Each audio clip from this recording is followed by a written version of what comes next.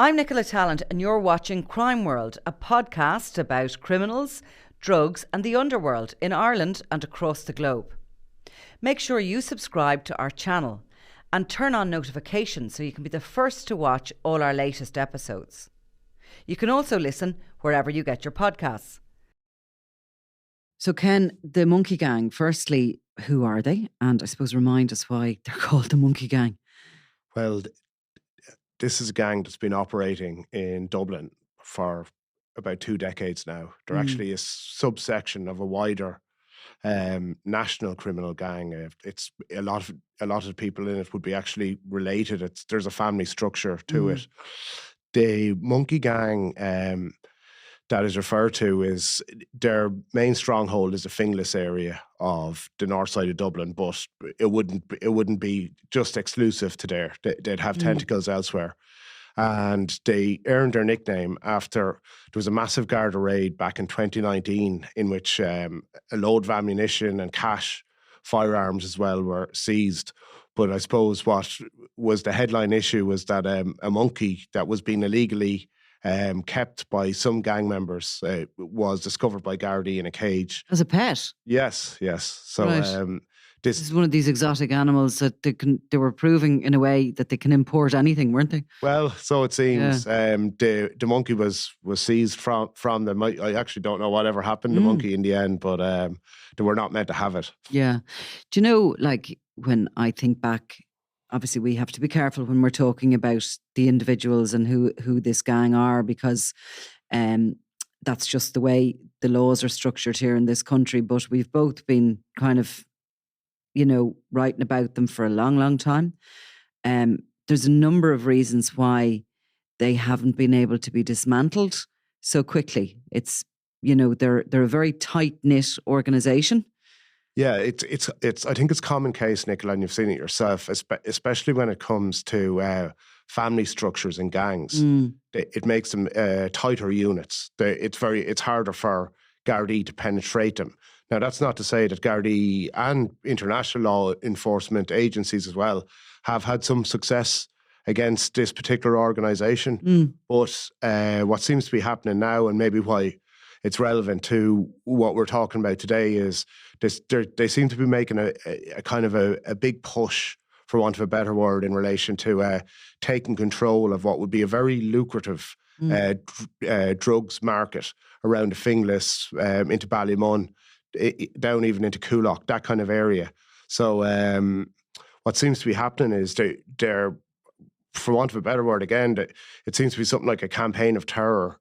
A lot of independent dealers started operating. They saw a gap in the market because of pressure from Gardaí on many criminals that were involved in the Finglas feud.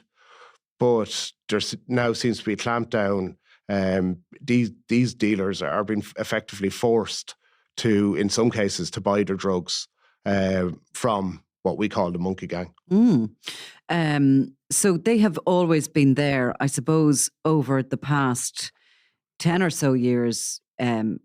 Finglas became a kind of a stronghold of the Kinahan organisation, with a structure which maybe involved Ross Browning at the very top, Trevor Byrne just underneath him, and then what we call the Gucci Gang underneath Byrne. And Trevor Byrne being a prolific criminal who he's a hitman for hire, basically, and he's in jail serving a sentence for serious organised crime related activity. But he was kind of the mentor nearly for this younger flashy mob, the Gucci Gang, as they're called. And they were nearly blooded from a young age. Yes. Under that Kinahan structure. Yes, and the Monkey Gang as well would has had strong links to the Kinahan cartel. I suppose, like most as they were buying their product off them. Yes, and it can be seen, actually. There was a major cash seizure down in rural County Wexford in 2018, where almost €1 million was discovered. I think it was in onion bags, actually. And a senior member of the Monkey Gang, a guy called Bernard Joyce, was arrested and later served a 4-year jail sentence for money laundering in relation to that cash seizure. Yeah. But Gardaí initially the investigation was part of an investigation into wider Kinahan cartel. So that in itself shows that there is those links as well between this particular Finglas gang and the wider cartel. And what we know in recent times is they have kind of hooked up with a Moldovan Spanish outfit who operate and sell like structures around the UK and Ireland and various places, who are a target of Europol in their native Spain, and who sort of have gone into business with the Monkey Gang, using the equestrian industry as such, the movement of horses as cover for transporting drugs in, cash out. So it's complex, isn't it? Because I suppose there was at one point that the Kinahan overall structure was supplying everybody. You know, people on news desks used to get sick of us saying they were linked to the Kinahan organisation. But everybody was, and they had such a stronghold here in the supply chain. So everybody was buying off them. So it's not surprising that the Monkey Gang as such were buying off the Kinahans at one point. But they always had ambitions, you could say, individual from the Kinahan organisation. They were never actually part of the structure, which I suppose Trevor Byrne and following on down, the Flashy Mob, the Gucci Gang were. Yes, they've always kind of done their own thing, and they have their own international contacts as well. Two of the most senior members of the gang, they're actually not based in Dublin anymore, spent a number of months in custody in the Netherlands. I think it was back in 2018. They were caught with €200,000. Eventually, they were released, but that shows they were of big interest to Dutch police and authorities, and I think actually the American DEA were involved in that seizure from memory. So apart from the whole drugs aspect to their criminality, they've also for many, many years been heavily involved in the stolen car business, in terms of actually exporting stolen car parts out of Ireland to places like Africa. And that's been going on. I think I would have first written about that maybe 12 or 13 years ago. But it's a highly lucrative part of their business, which would equate to the whole, would be very similar to the whole drug dealing side of their operation as well. They're becoming very sophisticated, really, and as time goes on, aren't they? And of course, we're the reason we're talking about them is this horrendous incident that you were writing about the other day, in the Irish Independent and on SundayWorld.com. This goes back to, I suppose, the kids that are being drawn into these gang by older criminals who don't want to get their hands dirty, who don't want to get the dirty work, but who want as a sort of a group to be feared in the communities. Yeah, and it's a particular problem in the north side of Dublin, probably all over the capital, but particularly on the north side. And what you're seeing in Finglas, and it's not just the organisation we're talking about today, there's various other local criminal groupings are having kids, sometimes as young as 13 or 14, doing their running around, their dirty work for them. So in the instance of the story that we covered this week, there was a teenage juvenile guy that was working for them, and he taught Notting as well. He was involved in violence himself, a number of violent incidences, and he was kind of working as a bit of an enforcer for them. Yes, and he's still a good bit away from 18, but it transpired that he was, to use the parlance, he was dipping into the stock, and apparently a number of not a huge amount of money, but certainly something around the figure of €5,000 or €6,000 worth of drugs went missing. He got blamed for it, and he was brutally assaulted. And I suppose it's nothing new for criminals to video these assaults as a message, to send fear in the community and so on like this. But the nature of the particular assault that this young fella endured, people that had been told about it and had seen the video said it was one of the most shocking assaults they'd ever seen in their lives. Obviously, when these gangs dole out a beating or an assault, they video it in order to, it's kind of a warning, isn't it, to anybody else who should consider dipping into the funds or crossing them in any way. Is it the nature of this assault being so horrific by anybody who's seen it? And obviously there's been no complaint made in relation to it, which is always the way, or often the way with gangland crime. But they basically, are they upping their ante because they're seeing a kind of a kind of a land grab for that market because the flashy gang, the Gucci gang, have become so chaotic? Yes, that seems to be what is happening there. And like I was saying there earlier, in within the chaos, what became known as locally, I suppose, as independent operators were dealing their bits of cocaine or their bits of weed and stuff like that. But there seems to be a clampdown in relation to those individuals being able to do that anymore, unless they're buying the product from this particular gang. And I've seen basically on so there. Nowadays, a lot of drug dealing is taking place on social media, Snapchat and the likes.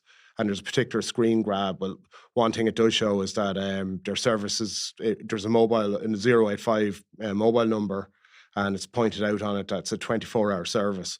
But they're offering cannabis herb for prices that are far below, the market price. 4 or 5 grams of fairly highly potent weed for €50, a gram of cocaine for €50 as well. So what this does show, or what's been said about this, is if they can sell this product at those kind of very low prices, is that they obviously have a huge amount of product to sell. A few things there. I mean, firstly, it is very reminiscent of what happened at the Westies in Blanchardstown. That sort of, they saw that they wanted the market to themselves. They used intimidation and very violent acts that people would talk about because they almost crossed a line in the sand in an already violent world. But the second thing, and maybe we'll stick with this for the moment, is this sounds like supermarket price wars. Yes. I mean, they cut the price, right? So everybody else is going to have to follow suit. The customer is getting cheap drugs. They're getting more bang for their buck as such, and it doesn't stop until somebody in the organisations wins. Yes, well, I suppose this is it. They're putting down their mark, and they're probably, if they're undercutting other drug dealers as well with these prices. And in a particular, say, in a localized situation, in terms of running the aspect I just mentioned there to you about the social media and that street level, if you like, dealing. A lot of that's been actually carried out by a trusted female. Again, I believe a teenager or early 20s that's connected with the gang. She takes her orders off 2 brothers who are related to her, and that's the way they seem to be operating on a street level. But it seems to be, as a business model, all the indications is that they're making a lot of money. Mm-hmm. And what are the implications, as that comes down the line? Obviously, cheaper drugs, people are going to buy more. Well, I would imagine so, Nicola. It's like, in the supermarkets, you might kind of be able to afford to throw more into the trolley. And I suppose the supermarket price wars were really back in the 80s when things were tight. But, they still happen now. You see Tesco and that rivaling Aldi prices or Lidl prices. But it is actually the same thing. It's just in a different world, slightly on a different level, and obviously a lawless world. But on the ground, are the guards seeing, with this sort of highly potent cannabis in particular, are they seeing that affecting the communities and the younger people who are taking it? Well, yeah, I think it's common case. The more potent the cannabis is, the more risk that smoking it is going to have, especially on a young person's mental health. So some of this product that they are selling, without going into the names of it, I suppose here is. I actually Googled it, and it's very, very, it's very strong strains of it. And yet, despite it being, if you like, kind of high grade, high potency, yet it's been sold for, it doesn't, what it's been sold for doesn't reflect the strength that it has. So, obviously that's a bigger concern, and clearly a lot of their customers would be younger people. Yeah, and I mean, for the chap at the centre of this, the guy who was attacked by them as a warning to others, you know, that money may or may not have gone missing. There's never any books kept or anything like No, that. there was no jury This is it. to decide his guilt or innocence. But for all I know, he might have admitted to what he did. But it's certainly kind of a marker to put the level of violence that was used against him to show that this is a gang that should be feared. As we said, like, it's nothing new for assaults and stuff like that to be video and stuff like that. I think it's the nature of the particular viciousness of this particular assault. They're very disturbing, though, those Yes. videos, aren't they? Very. Were you watching The Guards on Virgin Media? Yes. They were actually, I mean, I know that the filming goes back to 2019, but obviously the Gucci gang, the flashy mob, whatever we'll call them, are going to be at the centre of a lot of the activity around that area. And they were showing, they were showing a part of the series there where the guards were looking at one of these videos that was put out about a young guy. His face was blurred, obviously, for television, for national television, but that video went around and, it showed him terrified. Yes. I mean, they're horrible. They really are. And unfortunately, it's common, and it's a countrywide problem here. It's down to drug-related intimidation. Now, it's with the Guards, the TV programme, it's the same officers in the KE district of the KE district of Dublin that are patrolling Finglas as well. So it's a daily occurrence that they're having to deal with these drug gangs and drug-related intimidation, which is a growing problem nationwide. And I mean, obviously, being the subject of these videos that's going around, you don't know how many people are watching it. I mean, you know what I mean? It is obviously going to have an effect on some kids' mental health at the same time. It seemed to be something that really took a hold in Drogheda. I mean, we saw an awful lot of videos coming out at a particular time during that feud. And ultimately, with the Keane Mulready Woods murder, again, he was accused by one side of having dipped into the funds or having been, having a foot in each camp or whatever. He was a young guy who was being used as an enforcer by the gangs. He was only 17 when he was very brutally murdered by Robbie Lawler, dismembered, and parts of his body left in different parts of of the city. We never thought we'd see anything like that again. These kids are going in sometimes, wide-eyed to it. They're not innocent. They don't realise that this isn't something that could happen them. It seems to be the lure of the trappings of the wealth. Yes. Is just... It is a massive problem. And what we've seen as well, Nicola, we're talking about feuds, the Drogheda feud, the Coolock feud, most of the feuds that we've been covering the last few years, a lot of the hatred and incidents have been driven by videos that have been put up on social media. Yeah, that's true. Even you mentioned Robbie Lawler there, who obviously is a chief suspect for murdering that young child. The situation got aggravated in that feud after he's released from jail, when a video of him and his flip-flops being stolen was posted. So it's the use of videos is certainly has inflamed a lot of the violence that we see on the streets. Mm-hmm.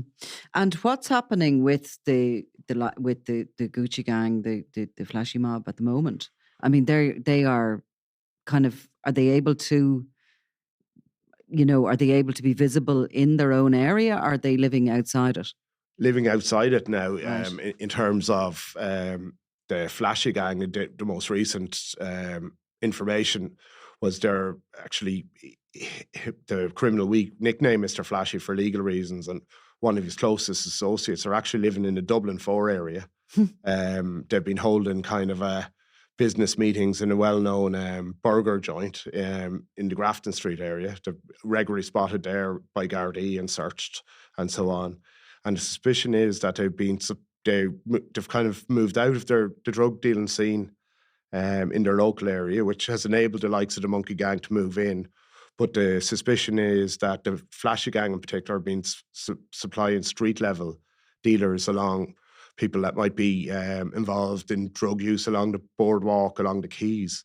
And that apparently has led to tensions among those street dealers in the city centre in relation to disorganisation moving in.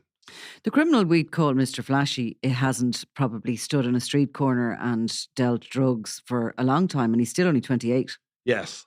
I always find it like And amazing that he's certainly not now engaged at the moment either. Yeah. There's obviously there is people to do it for him, but Yeah.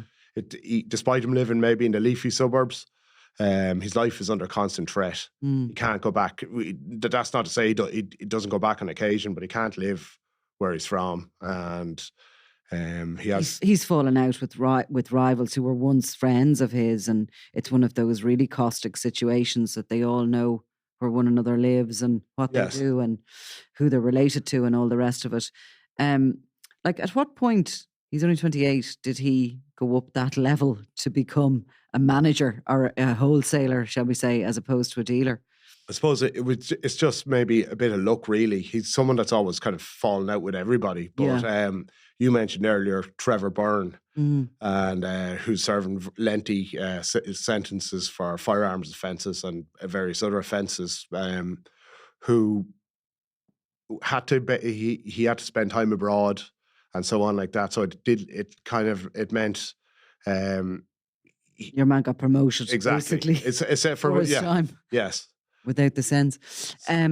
So there's obviously, the Monkey Gang are one of the top targets of the Drugs and Organised Crime Bureau in the country, and have been for quite some time. And if they have had some success against them. There was a number of raids last year. I think there was significant amount of cash and stuff like that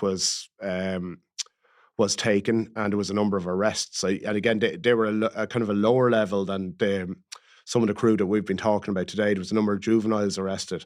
But in relation to the higher levels of the gang, some who aren't living in Dublin, Criminal Assets Bureau, I think it was 2019, conducted raids and €1.5 million in cash was seized.